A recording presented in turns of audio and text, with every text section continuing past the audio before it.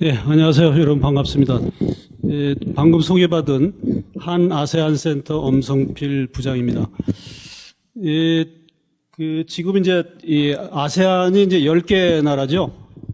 그 중에서도 이제 여기 지도에서 보시는 바와 같이 이 메콩강을 접하고 있는 그런 나라들이 지금 이제 5개죠. 저희가 이제 중점적으로 이제 말씀을 드릴 나라들인데, 그 이제 위에서부터 이렇게 쭉 보시면 이 중국도 이제 메콩강 유역에 속해 있고요. 그래서 이제 보시면은 이제 뭐 베트남, 캄보디아, 라오스, 미얀마, 그 다음에 태국 이런 5개 나라가 이제 메콩강을 접하고 있는 그런 나라들인데, 이 사실은 어떻게 보면 이제 메콩강이 동남아시아의 젖줄인데, 그 접하고 있는 나라들은 이 아세안 10개국 중에서는 굉장히 이렇게 못 사는 나라들이 좀 많아요.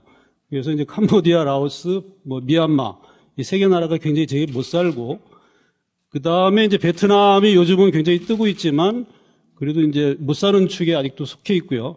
그나마 이제 태국이 이제 중상 위치에서 그나마 좀 잘 사는 나라가 이렇게 되어 있습니다.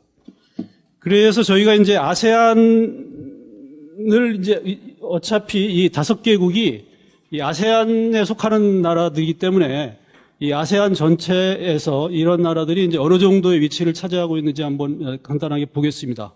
이 아세안 전체를 놓고 보면 인구가 6억 4,700만 명 수준이니까 이 중국, 인도 다음에 이제 3위 정도에 해당되는 그런 이제 인구를 가지고 있는 나라고요. 그 옆에 이제 인구별로 보면은 이 가장 인구가 많은 나라가 이제 인도네시아고, 그 다음에 이제 저희가 이제 중점적으로 다룰 이 5개 중에서 가장 인구가 많은 나라가 어디죠? 보시면 베트남, 그죠? 그 다음에 타일랜드, 그 다음에 이제 미얀마, 캄보디아, 라오스 이렇게 순이 되겠습니다. 그래도 이제 이제 아세안, 특히 이 5개국에서 우리가 이제 인구 구성면에서 굉장히 주목해야 될 부분은 이 젊은 층이 많다는 거죠. 이 젊은 층이 많다는 것은 젊은 노동력이 많고, 그 얘기는 뭐냐면 우리가 중국 다음으로 아세안에 진출해서 생산할 때 그 생산 노동력이 많다는 것을 의미합니다. 그러니까 특히 이제 요즘 뭐 저희 나라 투자가 베트남 쪽으로 몰리고 있지만 그 밖에도 미얀마, 라오스, 캄보디아 이런 나라들은 제2의 어떤 제조업 생산 기지로서 굉장히 유망하다고 할 수 있겠습니다. 그래서 이제 GDP를 놓고 봤을 때 제일 오른쪽이 이제 1인당 GDP인데요.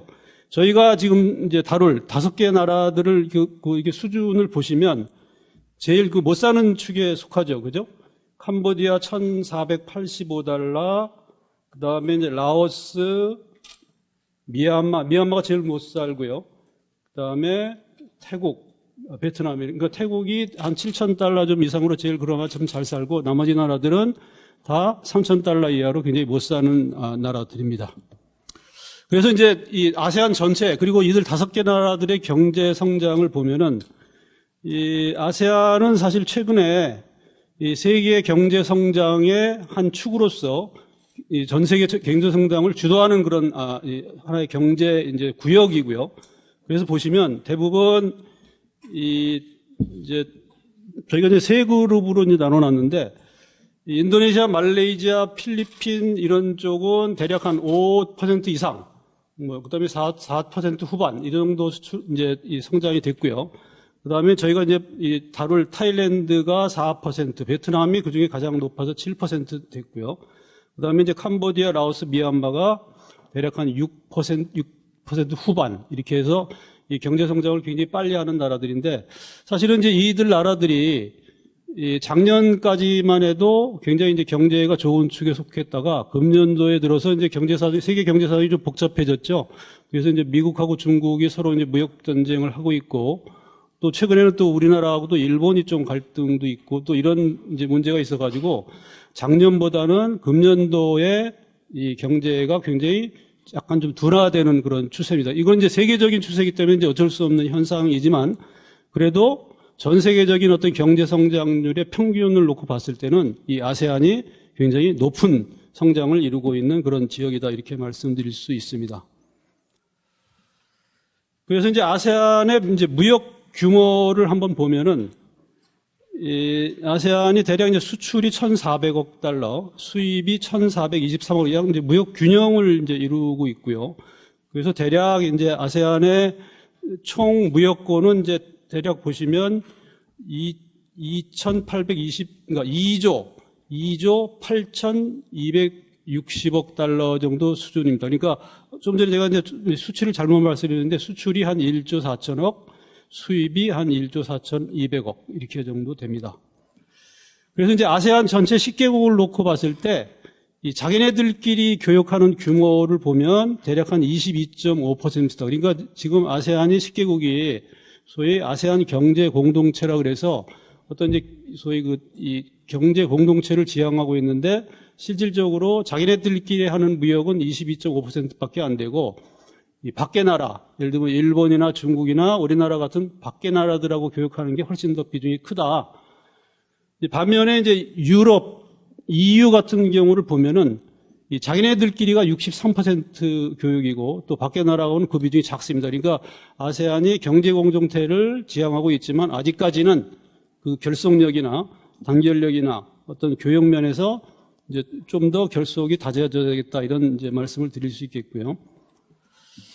그 다음에 이제 직접 투자 유치 면에서 보면은 이 아세안이 이제 2017년도 기준으로 해서 1,356억 달러의 이제 직접 투자를 유치했고요. 그래서 이제 미국, 중국 다음으로 아세안이 전 세계적으로 봤을 때 제3위의 무역 투자국이 되고 있습니다.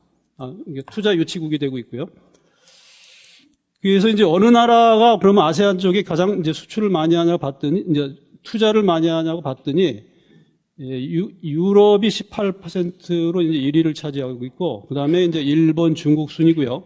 우리나라는 이제 아세안에 투자하는 비중이 이제 3.9% 정도 수준입니다. 그래서 이제 우리나라가 이제 아세안에 이제 투자를 하는데 그 전체적으로 봤을 때 우리의 해외 투자를 100으로 봤을 때 아세안에 투자하는 게 한 14.5% 정도 되고요. 그다음에 아세안 10개국 중에서 어느 나라에 이제 투자를 많이 하나 봤더니 베트남에 이제 42.2%를 투자합니다. 그러니까 우리나라 기업들이 요새 이제 베트남으로 진출을 엄청나게 하고 있죠. 대표적으로 이제 삼성이나 LG 뭐 이런 대기업들이 이제 거기다 이제 공장을 세우거나 그러면서 우리 중소기업들도 같이 진출을 하고요. 또 그들을 위한 또 식음료나 또는 식당 뭐 여러 가지 이제 이런 것들이 동반 진출하면서 사실 이제 베트남이 어떻게 보면 우리나라의 투자를 계속 빨아들이고 있는 그런 이제 상황입니다. 자, 그러면은 이제 아세안의 비즈니스 환경을 한번 볼 텐데요. 이제 비즈니스 환경을 보는 방법이 여러 가지가 있는데 이제 저희는 한번 객관적인 이제 지표로서 한번 이제 살펴보면 그 X축은 이제 Doing Business Rate라 그래가지고 세계은행이 발표하는 기업하기 좋은 환경 지수입니다. Doing Business 그거고요. 그 다음에 이제 세로축은 부패 지수입니다. 그래서 이제 그걸 같이 놓고 봤을 때 이 부패도 안 하고 또 사업하기 좋은 가장 좋은 나라가 싱가포르고요. 싱가포르가 거기 있죠, 그죠? 그 다음에 이제 우리나라는 보니까 이 소위 이제 이 X축 기업하기 좋은 환경은 굉장히 이제 한 4위, 5위 해요, 세계에서. 그런데 이제 보시면 부패 지수는 굉장히 높은 축에 속해져. 부패 지수가 우리가 한 51위 세계에서. 그러니까 이제 우리나라는 좀 이제 이게 좀 모순되는데 기업하기는 좋은데 부패 지수는 높은 이런 이제 상황이 나타나고 있습니다. 그러니까 이 사실 우리 업계가 맨날 우리 정부에다 대고 이제 기업 뭐 규제를 풀어달라 막 이렇게 하지만 이제 전 세계적으로 객관적으로 봤을 때는 기업하기 좋은 나라가 5위에 해당되니까 예, 그거는 이제 그렇게 되고요. 자, 그럼 우리가 이제 말씀을 드릴 이제 메콩강 유역 나라들 캄보디아, 라오스, 미얀마, 베트남, 태국은 어디에 속한가요? 보시면 부패도 높고 기업하기도 굉장히 나쁜 상황이 캄보디아, 라오스, 미얀마가 되고요. 그 다음에 베트남이 그 중간, 베트남과 태국이 그 중간에 있습니다. 그러니까 이 얘기가 뭐냐면 여러분들이 이들 5나라와 교역이든 투자든 뭔가 하려고 하면 뭔가 좀 각오를 해야죠.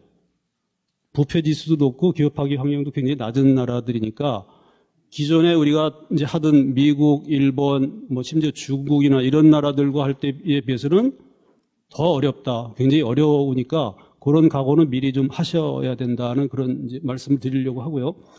그리고 이제 특히 부패와 관련돼서는 태국을 제외하고는 베트남, 캄보디아, 라오스, 미얀마는 여전히 부패 지수가 굉장히 높은 나라들이고 특히 이제 제가 개인적으로 느끼기에는 베트남이 사실은 캄보디아, 라오스, 미얀마보다는 부패가 좀 낮게 나와 있지만 실제로 가서 사업을 해보면 체감 부패는 굉장히 높게 나타나고 있습니다. 그러니까 그거를 한번 염두에 두시고 모든 이런 상황을 한번 이제 좀 해야 될 텐데요.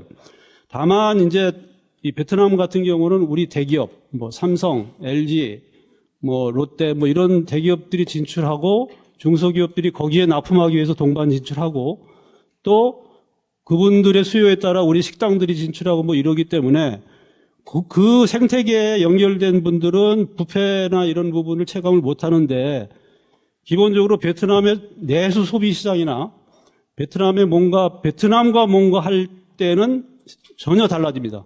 예를 들면 저희가 이제 그러니까 최근에 그 하노이에 이제 그 한식당을 한 10억 원 정도 투자한 이제 분들이 계셨는데 그분들이 이제 뭐가 문제였냐면 우선 이제 허가나 뭐 이런 부분 냈을 때도 굉장히 어려웠고 문제는 이제 영업을 지금도 계속 하면서 이 소위 그 뜯어가는 부서가 소방서, 경찰서, 보건소 뭐 한 대여섯 개, 한 7개 정도가 매달 와서 이제 상납을 받아가고요. 심지어 그 옆에 있는 가정집도 그 연기 난다, 뭐 소음 난다, 뭐 한다면서 계속 민원을 넣어가지고 거기도 또 매달 또 돈을 주는 이런 이제 상황을 접하고 있다고 해요. 그러니까 이 문제는 뭐냐면 물론 베트남이 굉장히 뜨는 시장이고 이렇게 하지만 실제로 가서 사업하기에는 굉장히 어렵고 특히 이런 부패 문제에 대해서는 각오를 좀 하고 있어야 된다라는 그런 얘기를 이제 드리고 싶고요. 그 다음에 이제 요 지수는 뭐냐면 이제 X축은 이 소위 WEF가 발표하는 글로벌 경쟁력 지수고요. 그 다음에 이제 세로축은 경제 자유도 이 지수입니다. 그걸 놓고 봤을 때 경쟁력이나 이 자유도 놓고 봤을 때 여전히 싱가포르는 경제가 자유화되어 있고 경쟁력도 굉장히 높은 나라고요. 그 반면에 이제 한국은 대략 한 중상 정도에 속해 있고요. 그 다음에 저희가 이제 다룰 이 베트남, 라오스, 미얀마, 캄보디아 요 네 나라는 경쟁력도 낮고 경제 자유도도 굉장히 낮은 나라입니다. 그러니까 앞에 저희가 말씀드렸던 어떤 부패나 이런 부분하고도 굉장히 연결이 돼서 결국은 소위 메콩강 유역 중에서 이 태국을 제외하고 나머지 네 나라들과는 뭔가 사업을 하실 때 어렵다. 이런 부분을 각오를 하셔야 된다는 것을 제가 이제 말씀드리고자 합니다. 그 다음에 이제 그 아세안이 이제 그 소위 그 EU를 지향하면서 경제 공동체로 나아가려고 하고 있는데요. 그래서 이제 소위 아세안 이코노믹 커뮤니티라 그래서 저희는 이제 한국말로는 아세안 경제 공동체라고 번역을 하는데 이런 식으로 이제 나가고 있고 현재는 이제 2025년의 비전을 세우면서 이제 경제 공동체를 지향한다고 나가고 있고요. 그래서 이제 보시면 사실 이제 2015년도 목표가 4가지였어요. 단일 시장 및 생산기지를 이제 아세안 10개국 내에 구축하겠다. 그 다음에 아세안을 경쟁력 있는 경제 지역으로 만들겠다. 그 다음에 아주 균등하게 경제 개발을 하겠다. 그 다음에 아세안을 글로벌 경제에 편입시키겠다. 이렇게 4가지 이제 목표를 세워놨고, 그 다음에 2015년이 이제 지나가가지고 또 새로운 비전이 필요해져서 2025년까지는 지금 5가지 목표를 세워놨습니다. 거기서 보시면 사실은 이제 아세안이 여기 보시면 굉장히 좋은 단어, 좋은 말을 다 갖다 놨어요. 보시면 경쟁적, 혁신적, 다이내믹한 아세안을 만들겠다. 뭐 통합 단결된 경제를 만들겠다. 향상된 연결성 및 분야별 협력을 하겠다. 뭐 이제 영어로는 resilient인데 사실 이걸 한국말로 어떻게 번역할지 몰라서 이제 뭐 저항력이 강한. 그 다음에 요새 유행하는 inclusive, 포용적 성장. 그다음에 사람 지향적, 사람 중심적 이런 아세안을 만들겠다.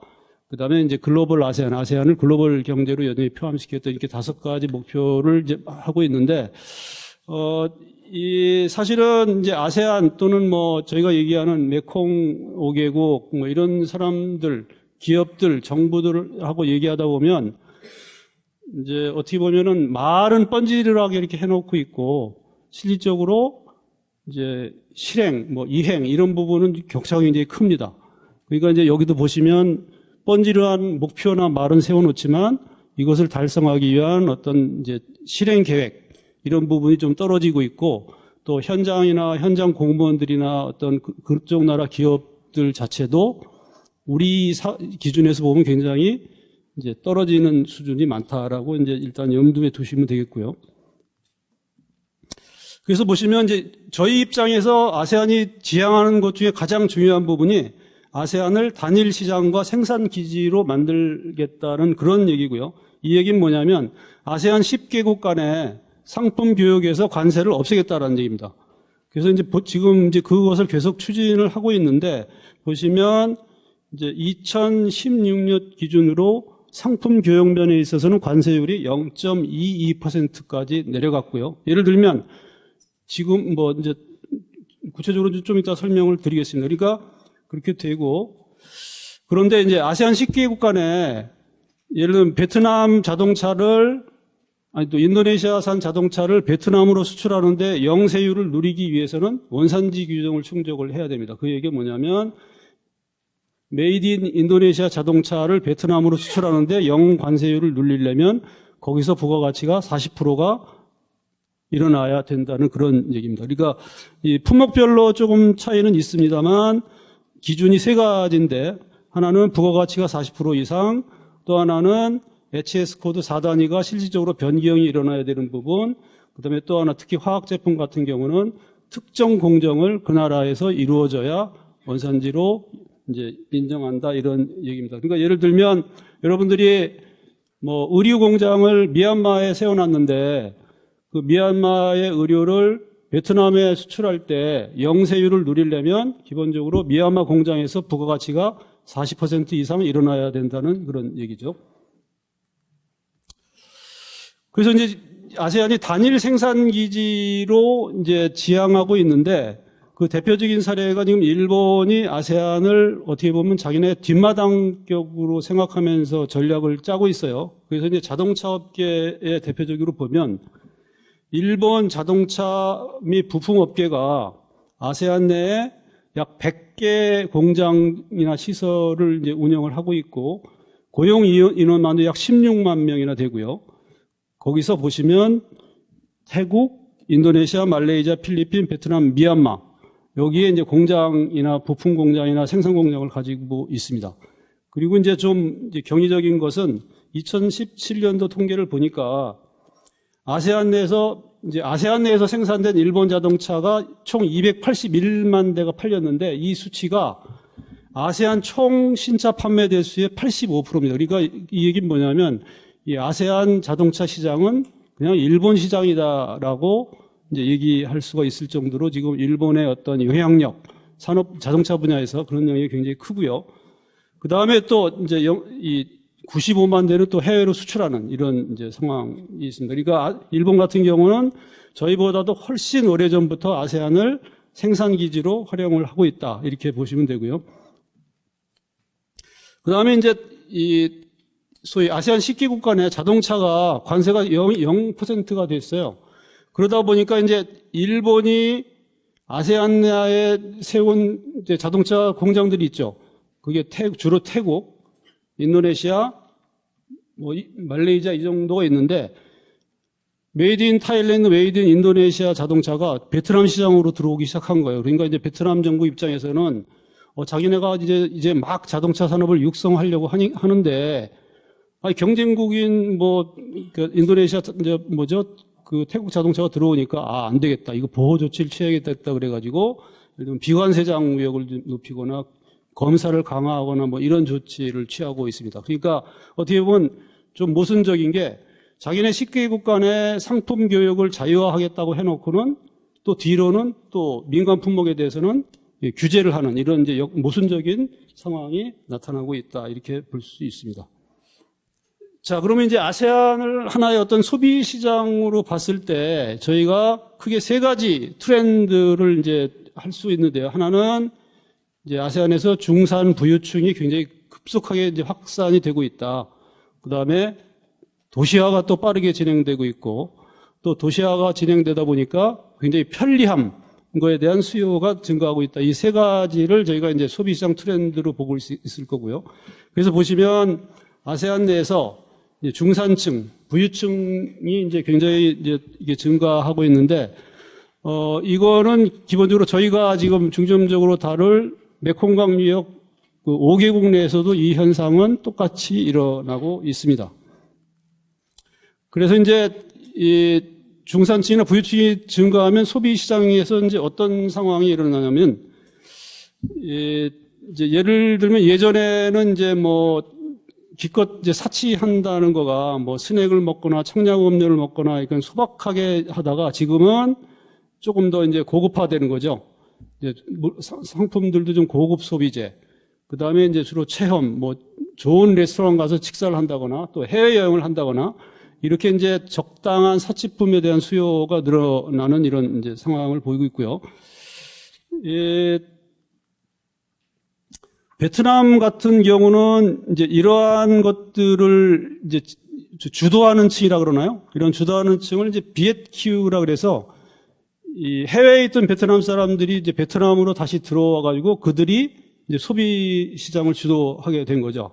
그래서 이제 통계를 보니까 이 베트남 해외 거주자가 대략 한 500만 명 정도 되는데 특히 이제 호치민으로만 대략 한 1만 2천 명이 들어와 가지고 이들이 이제 해외 이제 서구의 문명 또는 서구의 소비 어떤 활동 이제 경향 뭐 이런 것들을 이제 확산시키고 있고 또 베트남 어떤 경제나 산업 분야에서 이제 역할을 하고 있죠. 예를 들면 이제 외국 기업이 베트남 진출을 할 때 이제 도움을 준다든가 예를 들면 이제 맥도날드가 진출할 때 베트남 전 수장 사위가 이제 마스터 프랜차이즈를 했다든가 그 다음에 또 새로운 문명이나 어떤 사업 비즈니스를 베트남에 들어오는 역할을 하고 있습니다. 예를 들면 여기 보시면 뭐 수제 맥주 전문점을 이제 창업을 한다든가 그 다음에 이제 전문직에 종사하던 분들이 베트남으로 와서 예를 들면 이제 새로운 기업의 어떤 CEO가 된다든가 뭐 이런 부분들에서 이제 비엣큐들이 큰 역할을 하고 있습니다. 그래서 예를 보시면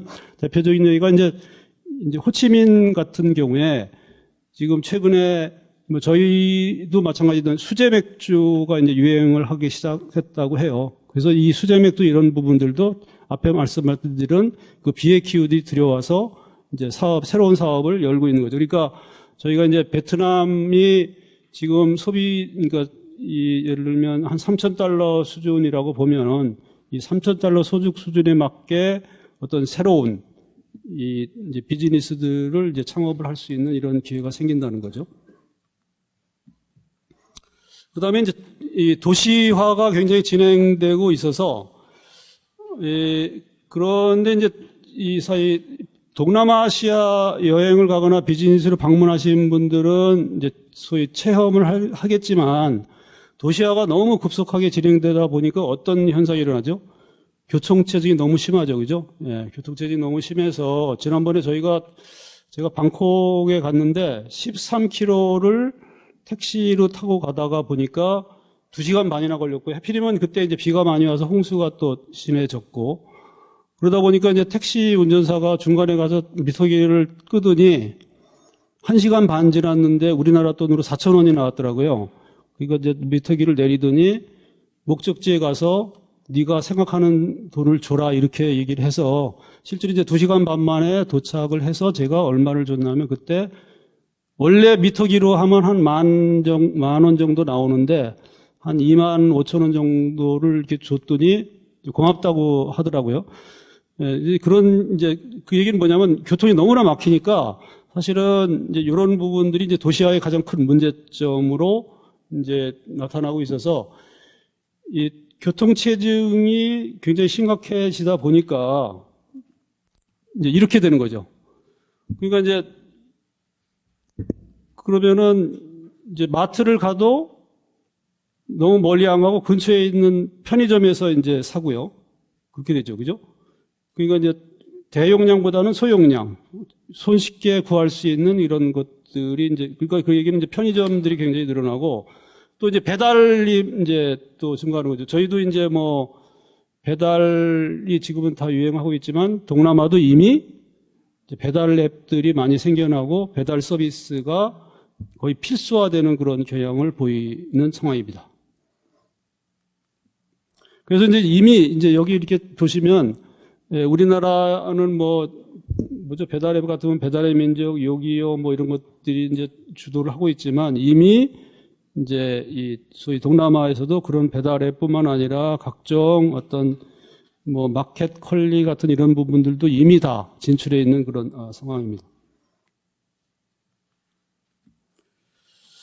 그 다음에 이제 아세안이 이제 디지털화가 이제 급속히 진행이 되고 있는데, 물론 아직까지는 이제 아세안에서 이 소위 그 전자상거래 시장 규모가 굉장히 작고 또 비중도 굉장히 작지만 이 구글 테마섹이 이제 예측한 바에 따르면 이 대략 2025년도에 가면 한 880억 달러 정도 규모로 시장이 커질 거고 총 소매 매출에서 비중이 현재 한 3%밖에 안 되지만 앞으로는 6.4%까지 이제 늘어날 거다 이렇게 이제 보고 있습니다. 근데 사실은 이제 지금 저희가 얘기하는 베트남, 캄보디아, 라오스, 미얀마, 뭐 태국까지 얘네들의 공통점이 뭐냐면 신용카드가 없죠. 은행 계좌도 안 가지고 있고, 뭐 태국은 좀 제외합니다만 은행 계좌도 없고 신용카드도 없으니까 그 전자상거래에서 가장 중요한 이제 결제가 좀 어렵죠. 그러다 보니까 이제 소위 COD 방식이라 그래서 물건을 배달해 주면 집에 가서 이제 돈하고 교환하는 거죠. 그 방식이 거의 이제 한 지금 80% 정도로. 그러니까 사실 이들 나라에서 저희가 지금 우리가 쿠팡이 제일 큰가요? 쿠팡이 예를 들면 미얀마나 또는 뭐 라오스 이런 데 진출해서 사업을 하려고 해도 이 COD 방식으로 돈을 받아야 되는 이런 상황이다 보니까 그런 열악함을 저희는 견딜 수가 없는 것 같아요. 저희 기업들이 아직은. 그렇게 열악한 상황에 가서 도전적인 정신을 가지고 가서 기업할 만한 그런 어떤 기업가 정신, 헝그리 정신이 저희는 이제 없어가지고 좋은 데만 이제 가려고 해요. 이미 갖춰진 데. 그런데 이제 문제는 뭐냐면 이미 갖춰진 데는 경쟁자들이 워낙 많고요. 갖춰지지 않은 데는 경쟁자는 없지만 힘들고. 그러니까 이런 애매한 상황이 지금 나타나고 있는 거죠. 그래서 보시면 태국 같은 경우 주요 전자상거래 사이트 현황을 보면 1위가 라자다, 2위가 쇼피 뭐 이게 쭉 돼 있고요.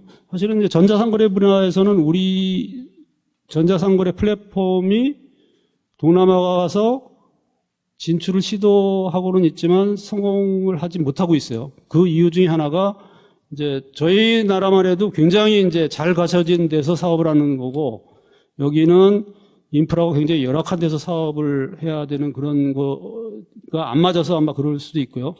그래서 이제 태국 상황이 이렇고 베트남 같은 경우는 이제 이게 매 월별로 순위가 이제 바뀌고 있는데 최근 걸 보면 1위가 이제 쇼피라는 데고요. 2위가 티키, 3위가 라자다. 그러니까 라자다가 원래 1위였는데 지금은 이제 3위로 밀렸고 또 언제 순위가 바뀔지도 모릅니다. 이건 이제 최근 거고요. 그 정도 됐고 우리나라로는 이제 롯데.bn이 19위를 하고 있어요. 근데 이제 롯데.bn은 소위 그 플랫폼은 아니고 롯데백화점하고 롯데마트 이게 이제 통합해가지고 소위 그 전자상거래 사이트를 만들어서 여기에 들어오면 이제 어떤 롯데 쇼핑몰 정도죠. 온라인 쇼핑몰 정도 이제 규모인데 19위 정도를 이제 하고 있습니다. 대부분 이제 현지 업체들이 주로 이제 차지하고 있는 그런 상황입니다. 그래서 이제 대략 이제 이제 비즈니스 상황을 말씀을 드렸고요. 예, 진출 전략을 이제 간단하게 좀 말씀을 드리면 사실은 이제 소위 AEC, 아세안 경제 공동체가 유럽 같은 경제 통합제를 지향을 하고 있지만 아직은 거기까지 수준에는 이제 도달하지 못해서 저희 입장에서 봤을 때는 아세안을 하나의 큰 시장, 단일 시장으로 놓고 진출한다는 거는 아직까지는 좀 이제 시기상조고, 그래서 이제 어떤 계층별 또는 소득 분포별 또는 뭐 종교적인 분 이런 그 차별화된 그런 진출을 해야 되겠다라는 그런 얘기고요. 예를 들면 그래서 뭐 이 one size fits all 이런 전략은 불가능하다. 예를 들면 뭐 특정 어떤 제품 하나의 표준화된 제품을 만들어 가지고 10개국에 다 팔겠다. 이게 안 된다는 거죠. 그 얘기는 뭐냐면 어떤 이 상품, 자기가 생산하는 상품이나 서비스를 놓고 봤을 때, 아, 내 상품은 예를 들면 뭐 이슬람익 시장에 맞는 거다. 또는 소득 10,000불 이상이다. 또는 뭐 하노이다. 특정 이런 데를 이제 정해야 된다는 거죠. 그래서 뭐 특정 지역이나 도시, 소득계층 또는 뭐 특정 소비층, 예를 들면 동남아에 있는 화교 또는 이슬람, 전통적인 뭐 중산층 또는 태국 같으면은 중국 관광객들이 엄청나게 오는데 또 이들 시장이 또 굉장히 커요. 또 그래서 이제 이들 시장을 이제 한다든지 이렇게 이제 좀 표적계층을 나눠야 되겠다라는 그런 전략이 있고, 예를 들면 뭐 질레트나 펜틴 같은 경우는 소위 그 고급 제품을 만들어서 아세안 내에 있는 소위 부자들을 상대로 이제 상품을 판매한다든지 이런 전략을 하고 있고요. 그 다음에 이제 예를 들면 이제 미얀마 같은 경우는 소득 수준이 굉장히 낮으니까 이 라면이 수요가 굉장히 늘어나는데 가격이 비싸면 안 되니까 예를 들면 일본의 에이스쿡 같은 경우는 이제 미얀마에 현지 공장을 세워서 이제 개당 한 250자시면 저희 돈으로 지금 한 200원 정도 됩니다. 그러니까 라면 하나에 한 200원 정도짜리를 만들어서 그 취향에 맞는 또 입맛에 맞는 라면을 200원짜리 만들어서 이제 판다든지 이런 전략을 구사하고 있는 거죠. 그런데 이제 우리는 아직까지 그런 수준이 안 돼가지고 그 미얀마 현지에 가면 이제 요 일본산 거는 250자 정도에 팔리는데 우리나라 라면은 한 1000자에서 1200자 가격 차이가 한 4배에서 5배 정도 이렇게 차이가 나게 그렇게 팔리고 있는 거죠.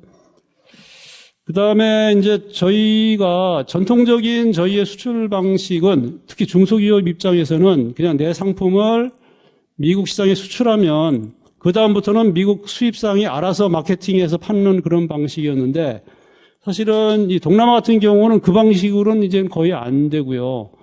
예를 들면 자기 자체 브랜드로 가서 이제 팔아야 되는데 예를 들면 뭐 여기 동남아에 가시면 알겠지만 소비 시장이 굉장히 구분돼 있죠.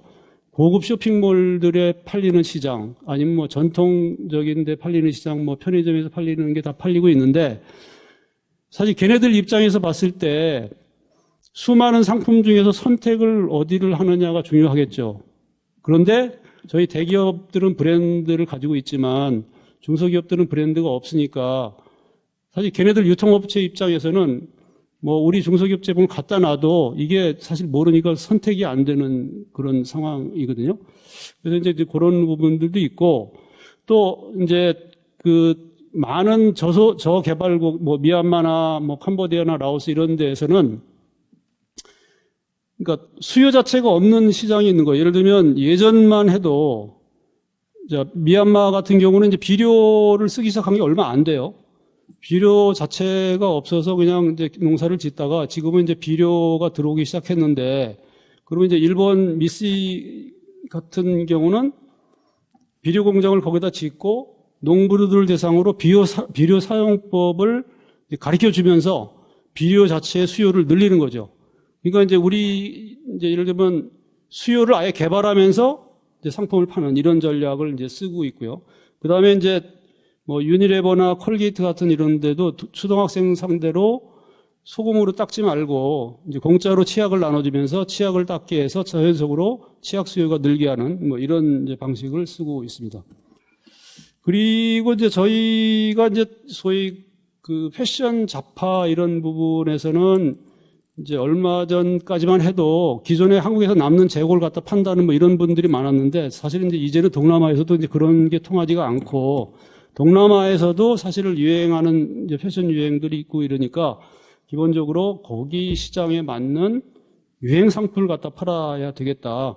뭐 이제 이런 것들도 있을 수 있고요.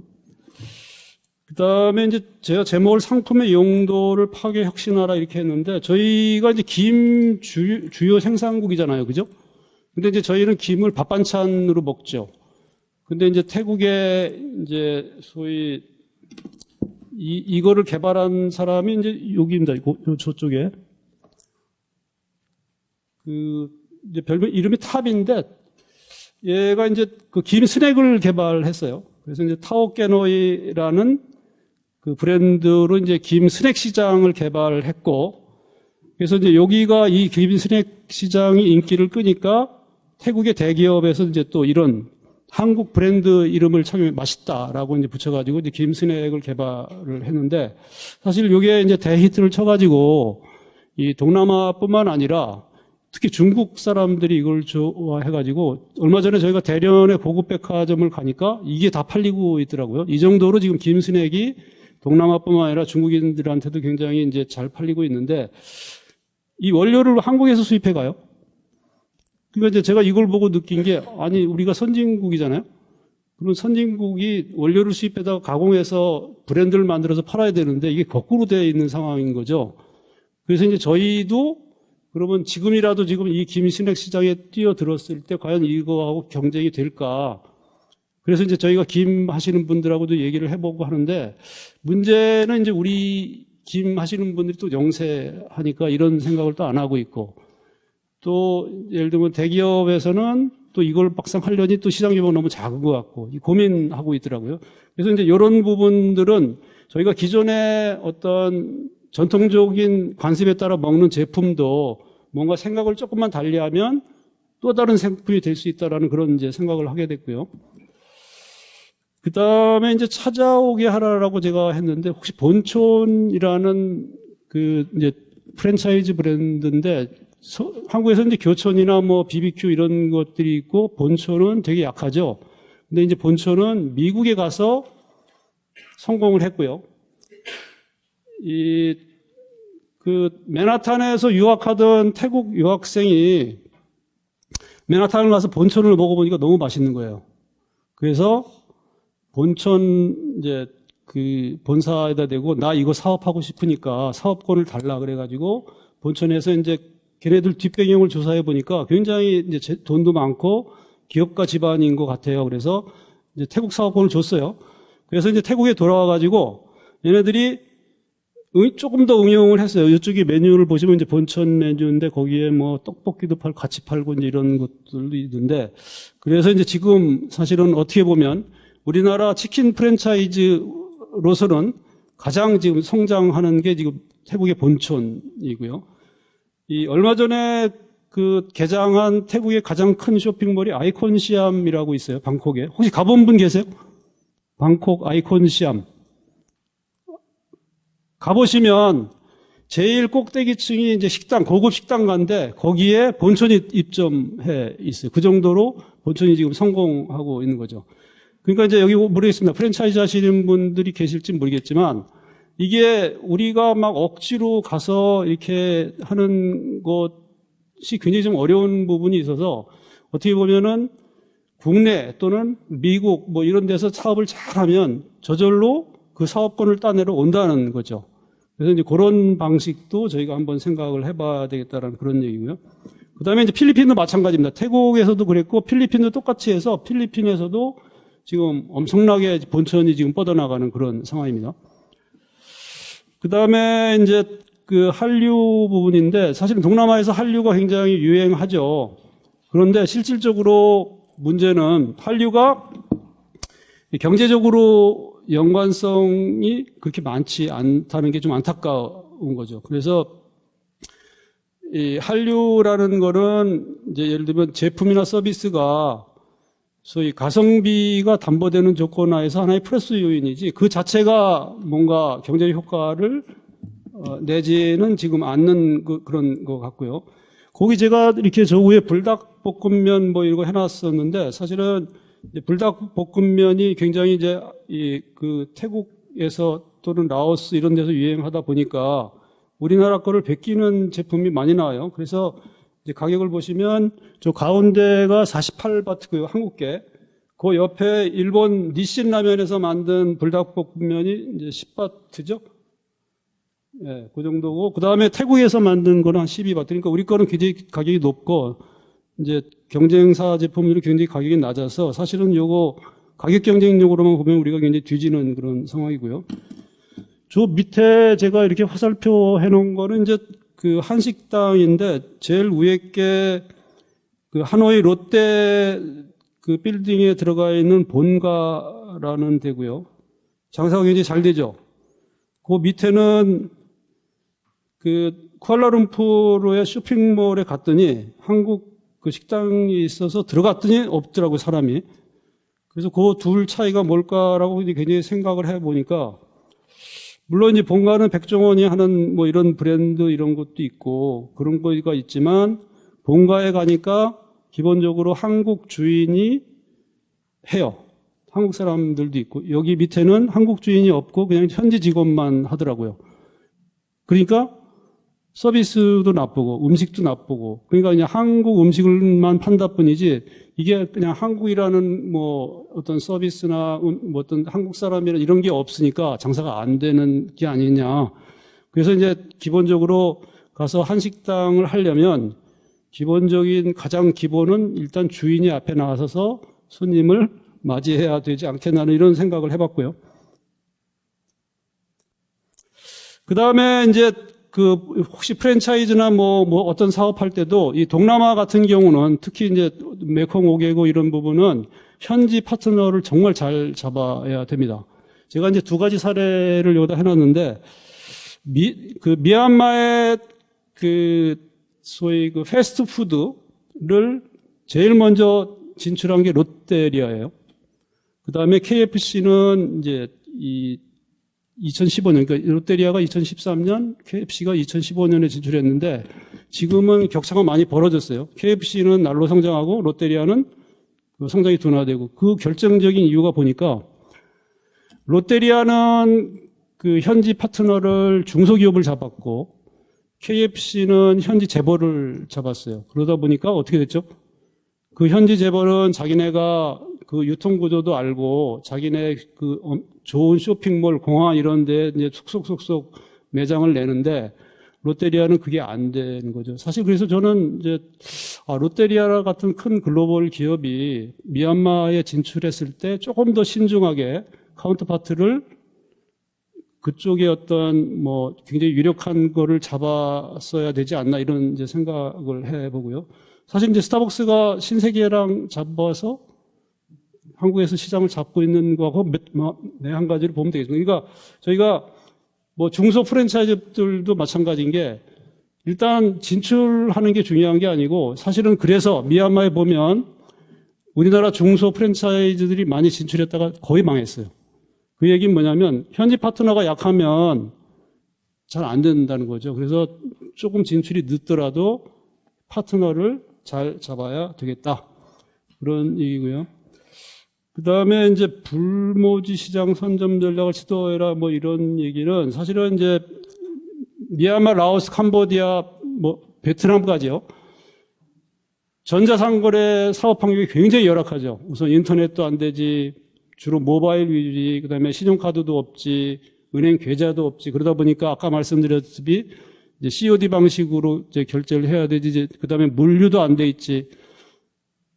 그런 상황에서 우리는 들어갈 생각을 안 하죠. 그러나 이제 여기도 선구자가 있어가지고 기본적으로 로켓 인터넷이라는 독일 이제 기업인데, 이 기업들이 그 샵.com 뭐 MM 이걸 설립해가지고 이제 이분들 얘기가 뭐냐면, 이미 환경이 좋은 데는 다른 기업들도 이미 들어와서 경쟁이 심하고 그러다 보니까 경쟁이 없지만 열악한데 먼저 진출해서 소위 퍼스트 무버 어드밴티지를 누리겠다. 그래서 이제 이 부분은 사실 성공했어요. 여기는 샵.com 뭐 이거를 이제 열다가 알리바바한테 이제 팔았죠. 그래서 지금은 이제 알리바바게 됐고, 사실은 동남아 전자상거래 시장이 어떻게 보면 이제 중국화되고 있죠. 중국이 다 이제 사들이고 있는 그런 상황입니다. 그래서 이제 알리바바가 이것도 하고 있고, 그 다음에 이제 유통시장을 장악하는 뭐 가장 중요한 얘기죠. 왜냐하면 우리나라 유통업체가 들어가야 그래서 그 유통업체가 한국 상품을 사다가 이제 팔게 되겠죠. 그래서 이제 지금 뭐 롯데마트나 이마트 이런 게 중심이 돼서 이제 오프라인 유통업체들이 이제 들어가고 있고, 그 다음에 이제 온라인 쪽은 저희가 크게 홈쇼핑하고 전자상거래 두 개가 있어요.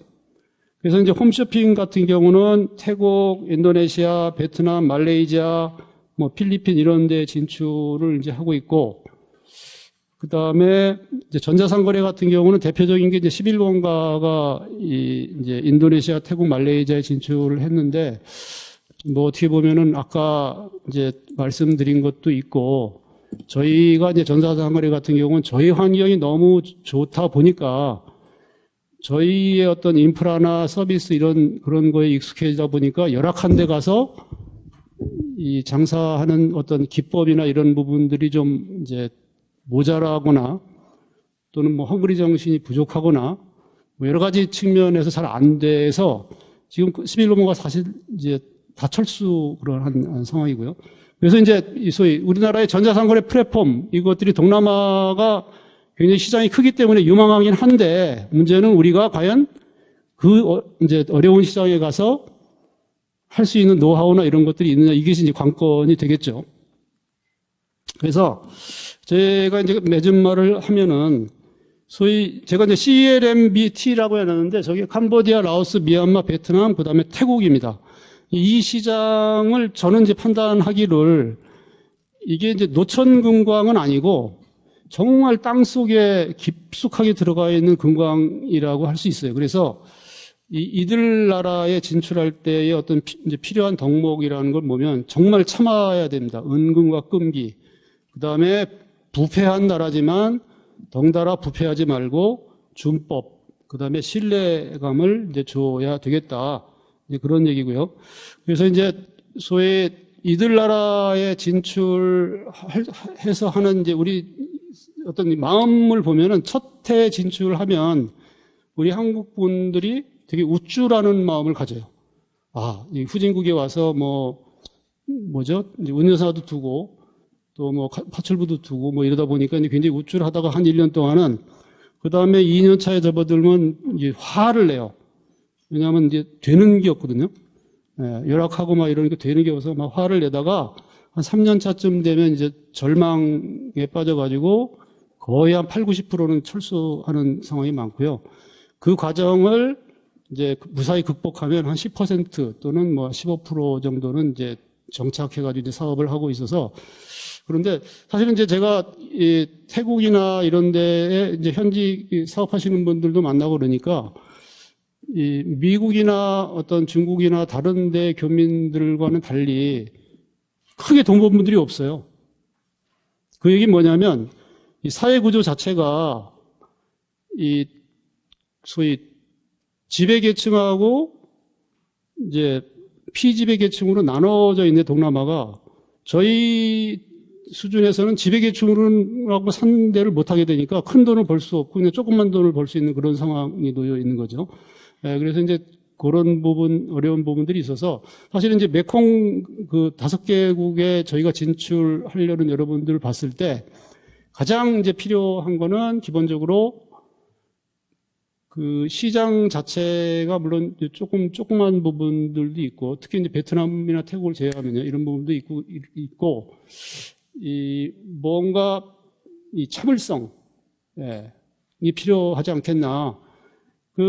얼마 전에 제가 이제 태국에 가서 태국의 1등 이제 라인이에요. 우리나라는 카카오톡이지만 라인인데 그거 이제 처음에 진출해서 이렇게 이제 정착할 때까지 만난 그분을 하고 얘기를 해보니까 자기는 아직까지도 소리를 지른대요. 근데 사실 이 베트남이나 라오스 이런 종업원들 직원들한테 소리를 지르면 안 되는데 어쩔 수 없이 계속 소리를 지른다는 거죠. 그러니까 이제 이런 화병 이거를 참는 것이 가장 중요하다. 이들하고 사업할 때. 제가 조금 이제 부정적인 얘기를 해서 정말 죄송한데 어쨌든 이 시장은 굉장히 어려운 시장이기 때문에 우리만 어려움을 느끼는 것도 아니고 또 다른 나라들도 굉장히 다 어려움을 느끼고 있기 때문에 그런 어려움을 느끼는 가운데서도 우리가 좀 슬기롭게 이런 시장을 좀 연구를 잘해서 진출하면 그래도 경제 성장이 빠른 나라들이니까 좀 기회가 있지 않겠나 이렇게 생각을 합니다. 예, 감사합니다.